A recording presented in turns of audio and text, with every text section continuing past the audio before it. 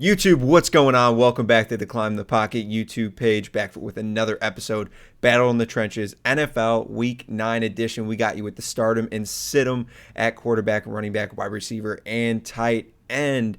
Week 9, I can't believe I'm saying it, fantasy football season. We're in the midway of the playoff push. We're getting there.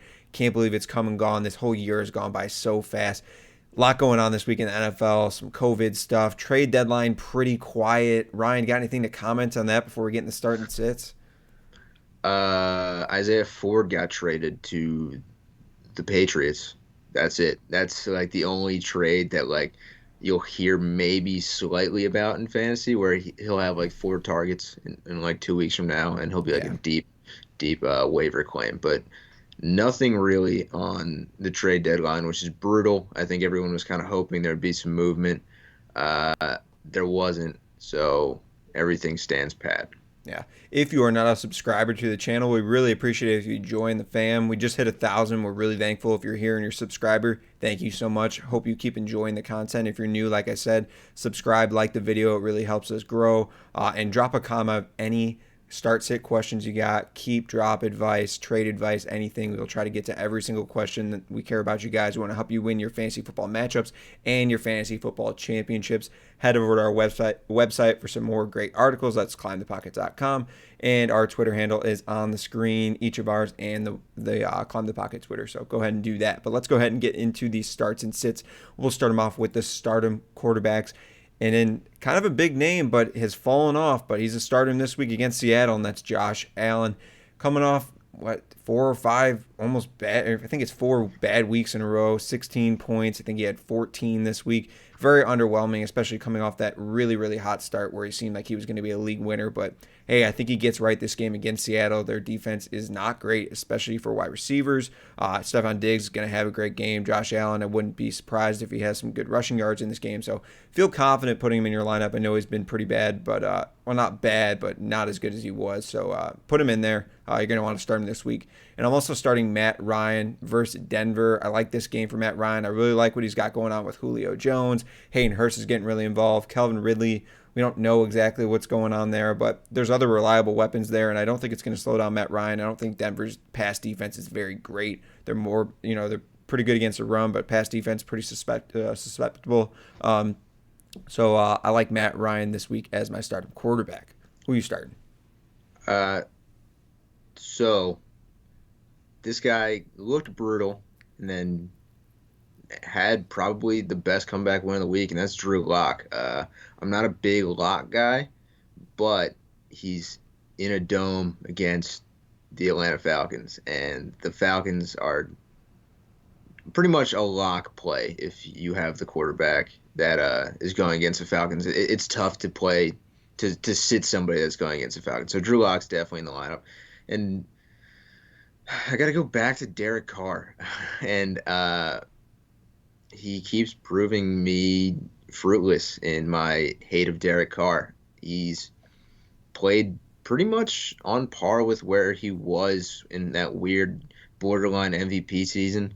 The numbers are a little less, but he's been great with John Gruden, and he's in Los Angeles against the Chargers. It feels like a slam dunk play to me. He's a safe play. He never really has terrible weeks, so I definitely think Derek Carr's a solid start this week. All right, let's go ahead and move on to the sit-em quarterbacks, and I'm sitting Teddy Bridgewater. He was a start last week against Atlanta. Kind of a lot went on during that game as far as his neck getting snapped and whatnot. And now he's going against the Chiefs, and I don't like this matchup for him at all. He has to go to Arrowhead. I think the Chiefs are a much better defense than always get portrayed, but I think they're definitely gaining respect and whatnot, playing outside in Kansas City. I don't like this game at all for them.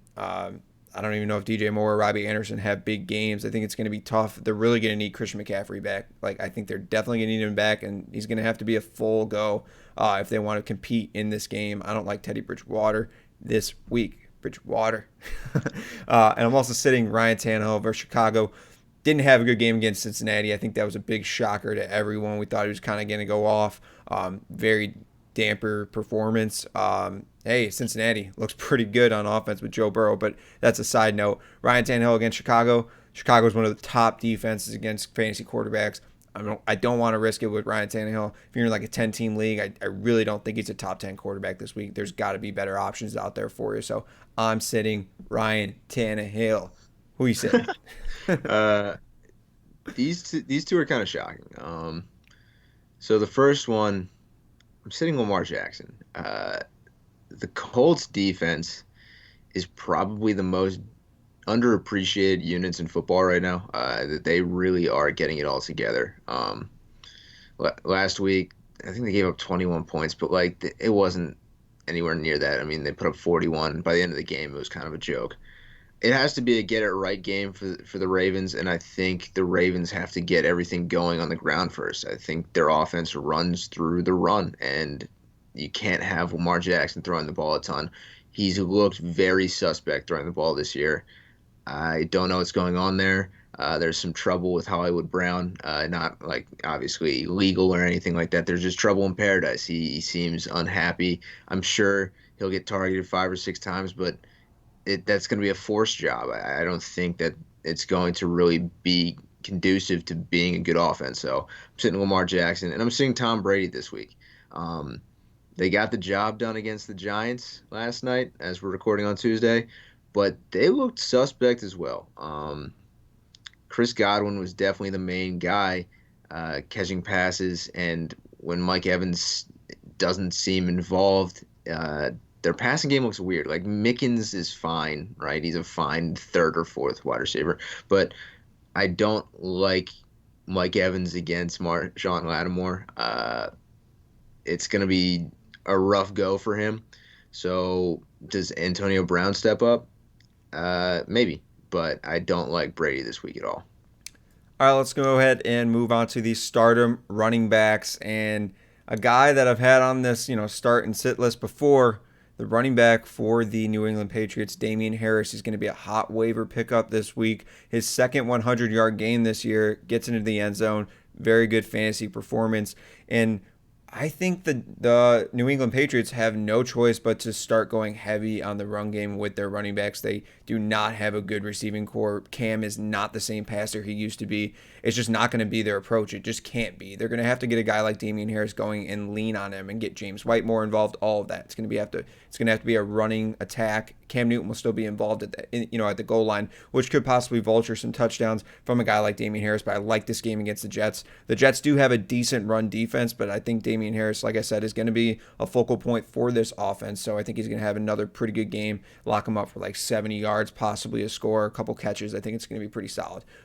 Start running back number 2. It's Chase Edmunds coming off the bye week against Miami. It's the first game we get to see Chase Edmunds all alone without Kenyon Drake there, and we've seen this in the past. Chase Edmunds is a really good running back when he gets the volume and he's the workhorse. I think it's coming, great matchup for this first performance as the workhorse against Miami. Really like this matchup for Chase Edmunds. Look for him to be involved in the passing game. Kyler Murray's going to be looking for him out of the backfield. Going to get a lot of work on the ground. I think he's going to be a really smash play this week. Definitely a boom running back that you're going to want to start. Who you start? So this is kind of going to be a tough play as of Tuesday because the information's not fully there.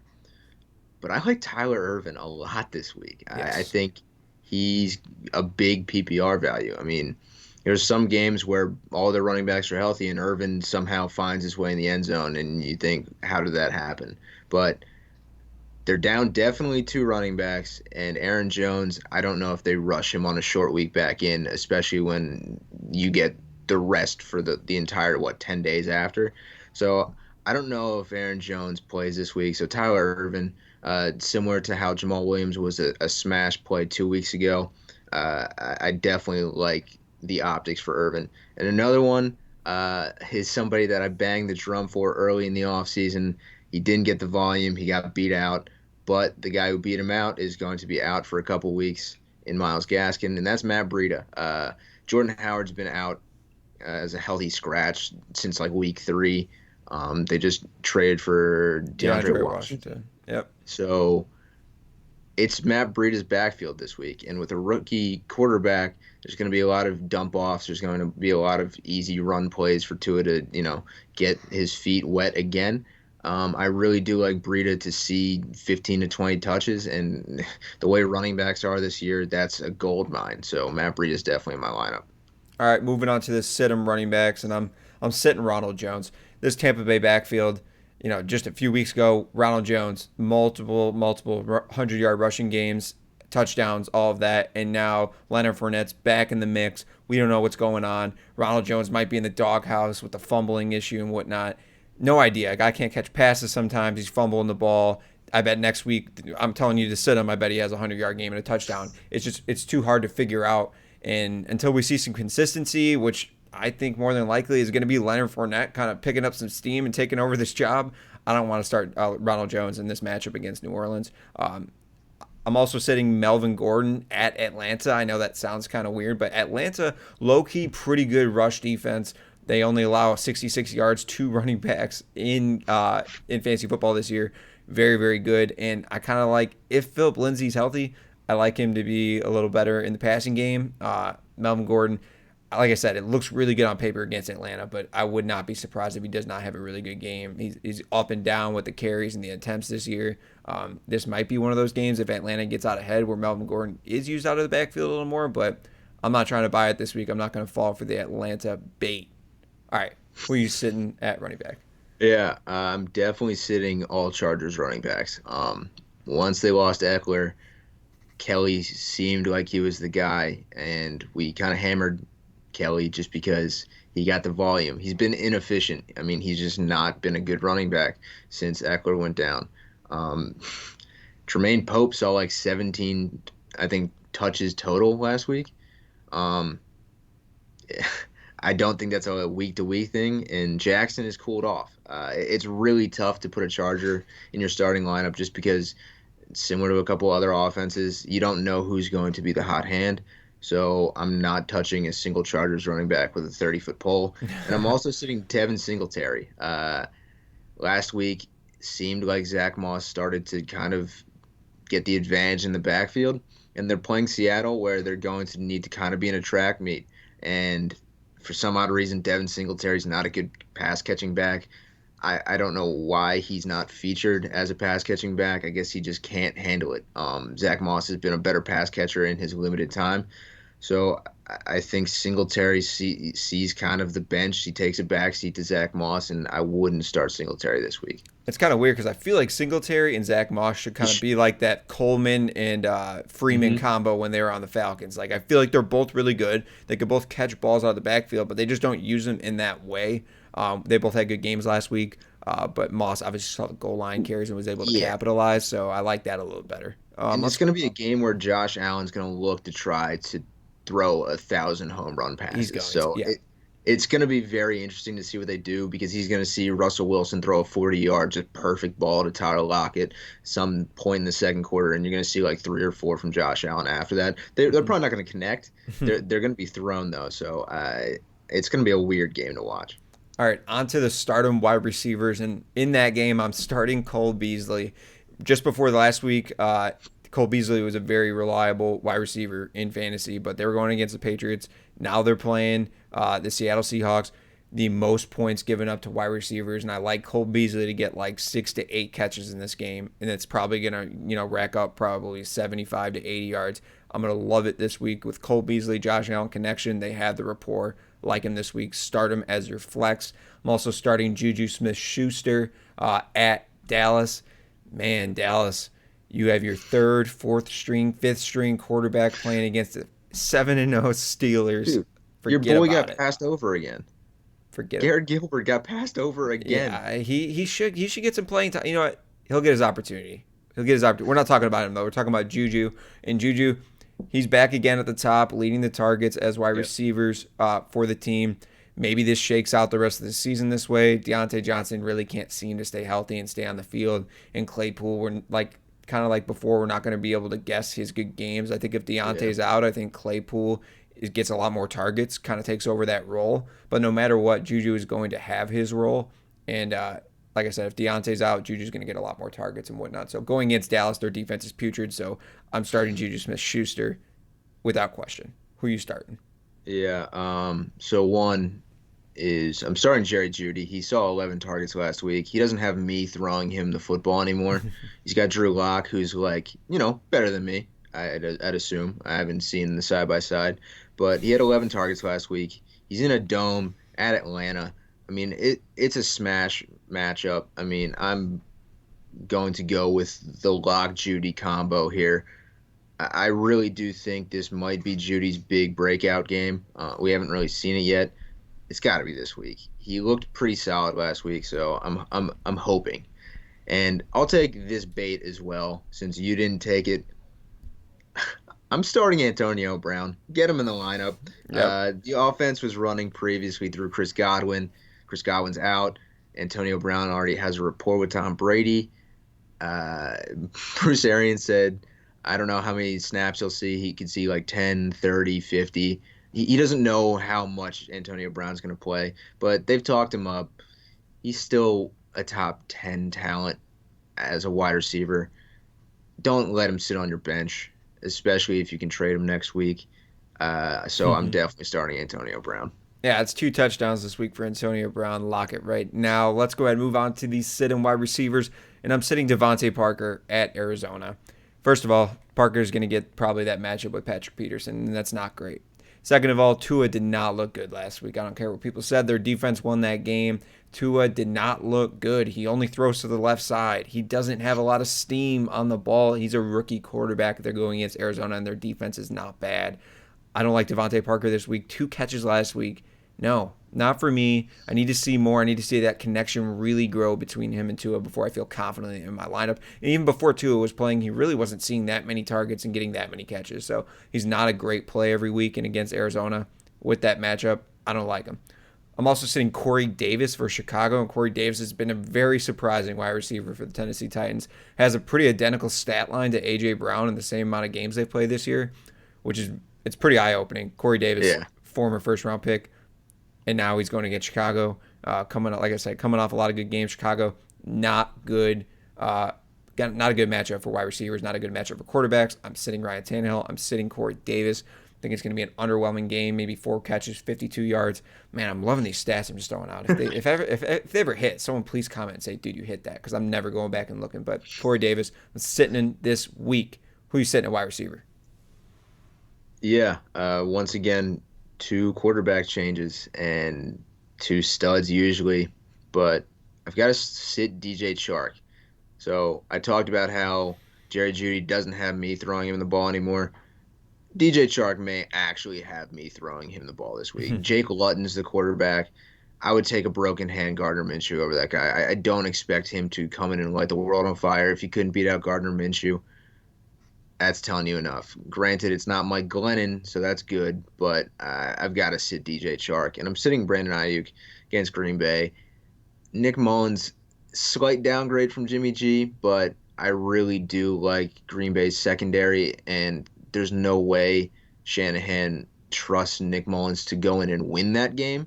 So I expect a lot on the ground for San Fran. Aiyuk, he may see, similar to your Corey Davis projections, 4 catches, 52 yards. But I don't expect him to light the world on fire like he did last week. I would sit him after his big game. All right, moving on to the fantasy football wasteland that is tight end, where the top 5 tight end probably scores 6 points.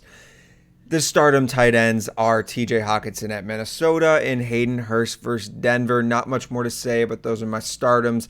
And my sit-ems are Dalton Schultz versus Pittsburgh and Trey Burton versus Baltimore. Some tough matchups for those guys. Who are you starting and sitting at tight end? Got to start Jimmy Graham after his heartfelt tweet against the Titans. Got to start Jonnu Smith against the Bears because they're going to need to get the ball moving a little bit. And I'm sitting Mark Andrews because he's going to have to block because they're going to have to try to figure out that defense in Indianapolis. And I'm sitting Evan Engram because Daniel Jones is bad and the Giants can't figure out how to use Evan Engram. So he's cut pretty much. That's what I like to see, getting through those tight ends, that wasteland. But hey, there you have it. The stardom sit-ems for week 9 in the NFL at the quarterback, running back, wide receiver, and tight end position. We got you. We want to help you win your fantasy football matchup. Like I said before, drop a comment below. Any questions you got, start and sit advice. We will answer every single one. And sub to the channel if you're a fan, because we love you. Drop a like. Check out the website.